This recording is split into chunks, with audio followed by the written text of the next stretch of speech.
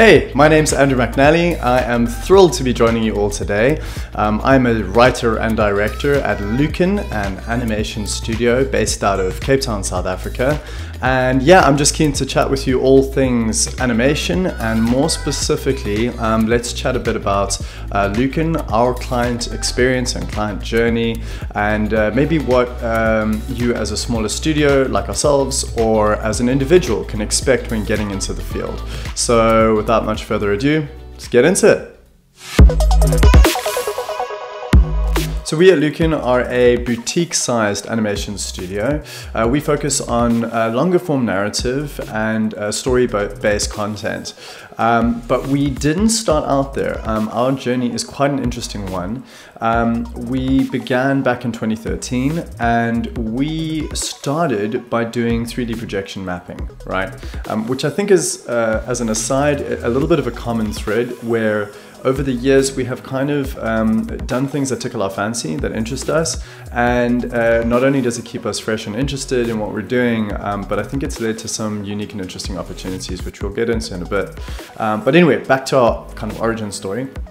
So we started out of basically a basement with no windows, bootstrapping, and creating custom content for like 3D projection mappings for the sides of buildings. But we really found our niche was working for corporate clients who wanted custom content for events, right? So they would build these massive like corporate event sets. I'm talking from anywhere between like 12 meters to like, I think the biggest we did was about 100 meters, no jokes. And so we would create like custom content for these sets, and we worked very closely with an AV company. From there, our next step was kind of getting more into infographic and character-based animation, using a lot of these same clients that we established with the content-based work. And then finally, we are at a place now where we like to focus more on narrative-based kind of brand films and developing stories and series and shows, and to a place now where we have been spending the last year, almost to the week, on a short film for Disney Plus as part of an anthology of short films, which we're really excited about, and that'll be released around mid next year, so be on the lookout for that. So that's like a really brief nutshell version of our kind of journey of work, and yeah, the next thing I'd really like to tell you about is like our kind of client journey.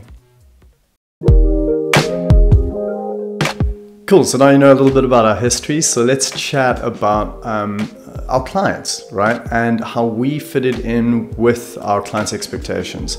So how it started when we were bootstrapping out of a basement is we were just saying yes to pretty much anything. We were just finding our feet. We were just happy to be able to like be working in a field that we loved so much.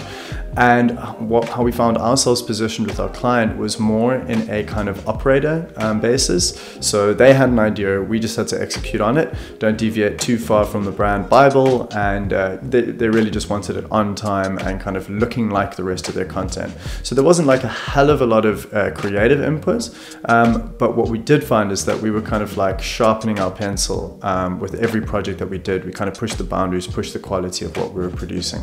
So very important first step. And you know, as a fledgling business, you know, you got to keep the lights on, you got to keep people's salaries paid. So it's an important first step. From there, we found that we were more of like a creative collaborator. So you know, we'd have clients, maybe startups, whom we worked with quite a bit over the years, would come to us with an idea, you know, but they would be a specialist in a certain field, you know. So let's say it's fintech. There'd be a specialist in fintech that have an awesome product, but they would need help reaching an audience. And I think that's when your kind of skill set needs to go above and beyond, especially if you're a director, of course, above and beyond just the technical, and it needs to start moving into other kind of spheres, and you need a more generalized or broader perspective on you know, marketing, for example, and every step of the process, so that you can make sure that every step is as good as it possibly can be. And I think when you're at that phase, you're expected to add value to an existing idea with your expertise. So that's kind of like the next pillar or phase that we find ourselves in. From there, we found ourselves in the third phase, which we're currently in and kind of really excited about, which is we have become, or feel like we've become creators, where, you know, that kind of very traditional, artist-client relationship has fallen away mostly, and it's mostly like a supportive, partner-based relationship where everybody's just so like pumped on an idea or excited about a story that the unifying aspect of that is everybody's just working to make it as good as it possibly can be, which is really awesome. So, you know, not to say that everybody wants to get to that place. There are a lot of incredible studios out there just creating like the most kick-ass advertising work. But you know, I think it was always in our stars, whether we consciously knew it or not, that we wanted to create content that was, you know, a bit more narrative, a bit more story-based, and see where that gets us and where we go with it. So yeah, those are the kind of tranches of client interactions that we've experienced over the years.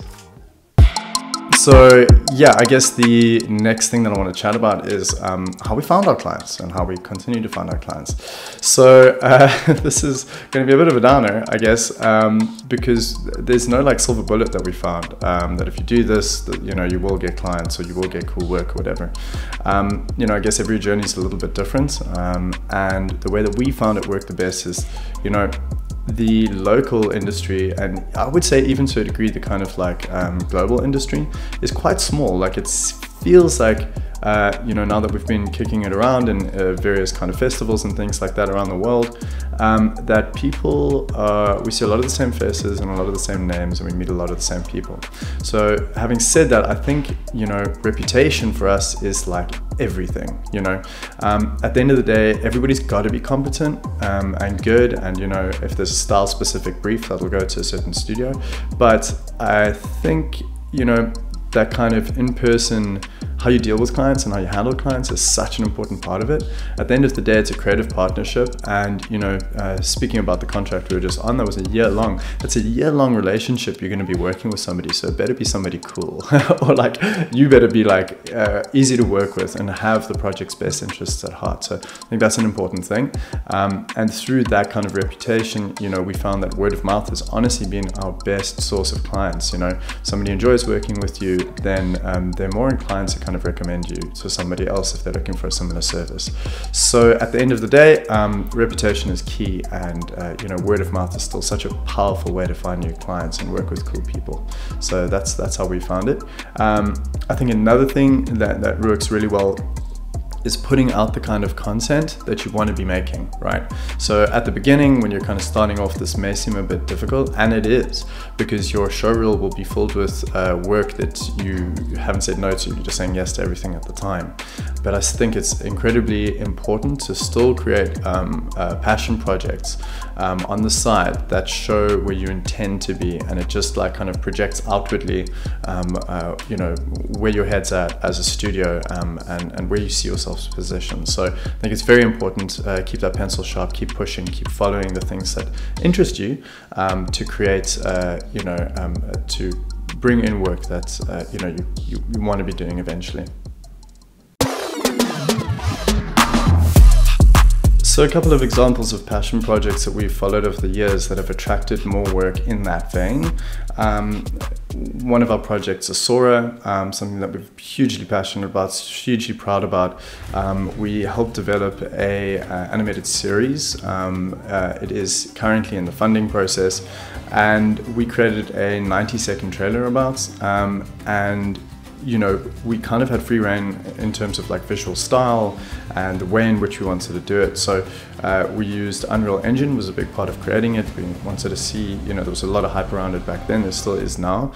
And we just wanted to see what the capabilities of Unreal were when it came to a kind of integrating 2D and 3D. So we created quite a hybrid kind of look and feel, which was awesome. And I mean, from that and using a tool that just interested us, you know, we have sparked up an epic relationship with Epic Games around Unreal. We've been awarded mega grants. And it's just, it's something that people still see, and it still gains us work. On release, it went like pretty viral via Twitter especially, which is kind of crazy.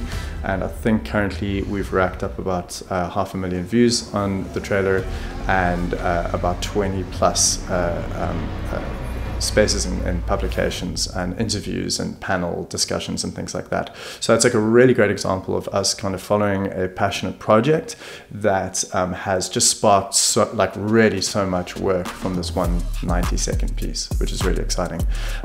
You know, ISAURA is one case study, but we are passionate about developing South African content specifically.